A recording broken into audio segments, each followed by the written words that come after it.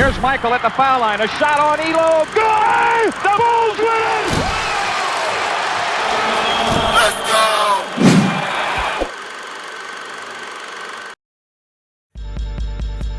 The only girl to ever be drafted into the NBA.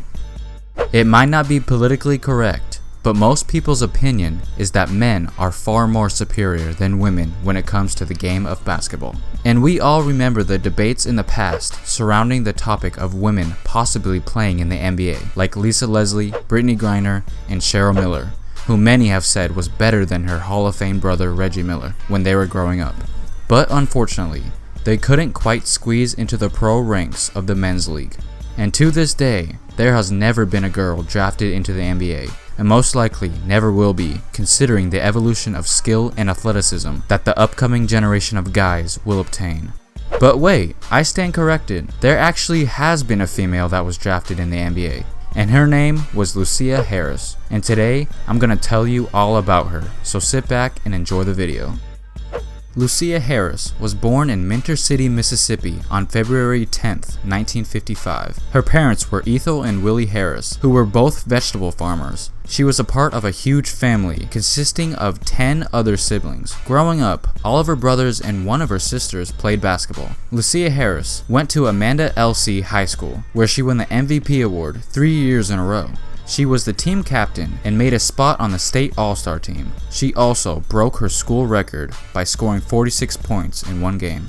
After she graduated high school, she attended Delta State University, where she helped lead the Lady Statesmen to an impressive 16-2 record, but unfortunately failed to qualify for the national tournament. But the following year, she led Delta State to an incredible undefeated record of 28-0, and were the only undefeated team that season out of both men and women. She scored a total of 138 points in the final 4 games, and was named the MVP in that tournament, and of course, won the title that year over Immaculata. In the 1975-76 season, Lucia led the nation in scoring with a total of 1,060 points and averaged 31 points per game, also including an amazing 58-point scoring performance against Tennessee Tech. That year, Delta State made the national finals for the 3rd consecutive year and defeated Louisiana State University. She was yet again named the national tournament's most valuable player and made the All-American first team. Her total college record was 109-6 and broke multiple records in the process. In 1976, Harris was selected to represent the United States in the 1976 Summer Olympics in Montreal, and it was the first women's basketball tournament in the Olympic Games. She scored the first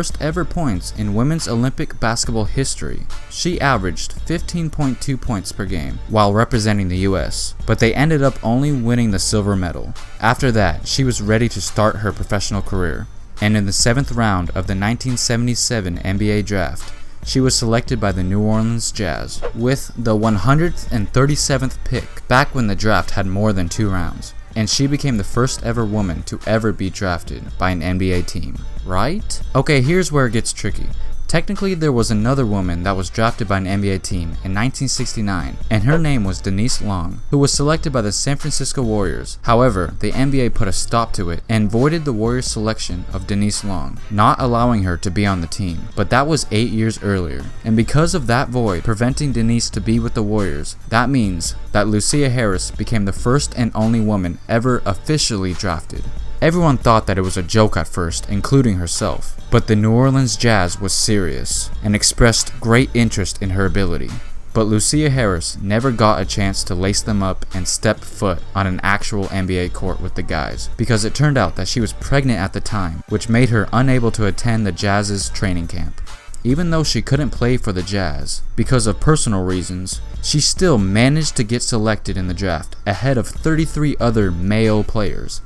Eventually, she married a man named George Stewart and returned back to Mississippi, where she became a teacher at her original high school.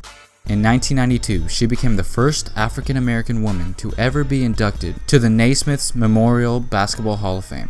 Doing research of Lucia, made me begin to wonder whether we will ever see a female ball player compete in an actual NBA game against men. I know their argument against women playing in the NBA is that they lack the physical aspects of what it takes to perform against men, or that they simply don't have the strength to handle themselves in the league.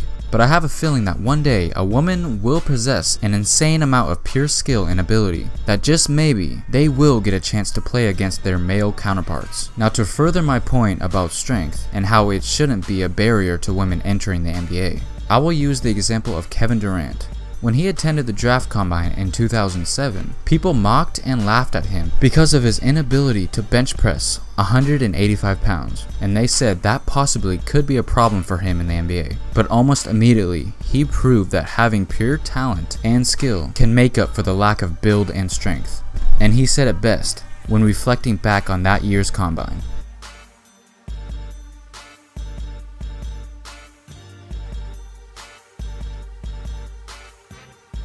I know it's crazy to compare the greatness of KD to a girl, but my point is, it's not about the size of the dog in the fight, it's about the size of the fight in the dog. And to all the ladies out there, if you have dreams and aspirations of skipping the WNBA and shocking the world by making the NBA, then who has the right to stop you?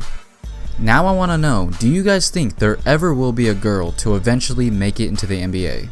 Let me know in the comments down below, and don't forget to like and subscribe. Thanks for watching. He is a girl. Man, girls can't play no ball. Ball better than you.